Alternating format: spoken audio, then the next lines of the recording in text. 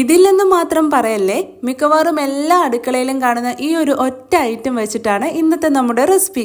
ഏതാന്നല്ലേ? വേറെ ആരും അല്ലെന്നേ, നമ്മുടെ കിഴങ്ങ് തന്നെ. അതിനായി ഞാനിവിടെ 2 കിഴങ്ങൂട്ടന്മാരെ എടുത്ത് തൊലിയൊക്കെ കളഞ്ഞ് കഴുകി വൃത്തിയാക്കി വെച്ചിട്ടുണ്ട്.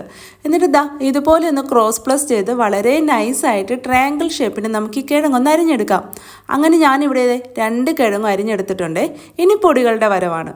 1 ടീസ്പൂൺ കാശ്മീരി മുളക് പൊടി, 1/2 ടീസ്പൂൺ മല്ലിപ്പൊടി, കുറച്ച് മഞ്ഞൾപ്പൊടി, 1/2 ടീസ്പൂൺ മീറ്റ് മസാല, ആവശ്യത്തിന് ഉപ്പ്.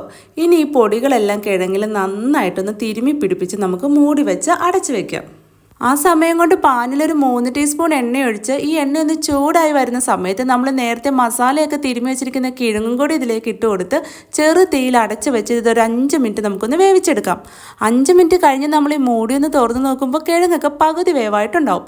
ആ സമയത്ത് ഇതിലേക്ക് കുറച്ച് കറിവേപ്പിലയും കൂടി ചേർത്ത് കൊടുത്ത് നന്നായിട്ടൊന്ന് ഇളക്കി യോജിപ്പിച്ച് മൂടി വെച്ച് ഒരു 3 മിനിറ്റും കൂടി നമുക്കൊന്ന് വേവിച്ചെടുക്കാനുണ്ട്. അപ്പോൾ ഇത്രയേ ഉള്ളൂ പരിപാടി. 3 മിനിറ്റ് കഴിഞ്ഞ് നമ്മളിതൊന്ന് തുറന്ന് നോക്കുമ്പോൾ ഇതിൽ എണ്ണയിൽ കിടന്ന് കിഴങ്ങ് ഒക്കെ നല്ല മൊരിഞ്ഞ് വന്നിട്ടുണ്ടായിരിക്കും. അപ്പോൾ എങ്ങനെയാ ചെയ്ത് നോക്കല്ലേ? ഇനി അപ്പോൾ കുറച്ച് നാളത്തേക്ക് ലഞ്ച് ബോക്സ് ഒക്കെ ഇവൻ ഭരിക്കട്ടെ അല്ലേ? അപ്പോൾ ഇതുപോലെയുള്ള ഈസി ആൻഡ് ടേസ്റ്റി റെസിപ്പീസിന് ഈ പേജ് ഫോളോ ചെയ്യാനും ലൈക്ക് ചെയ്യാനൊന്നും മറക്കല്ലേ.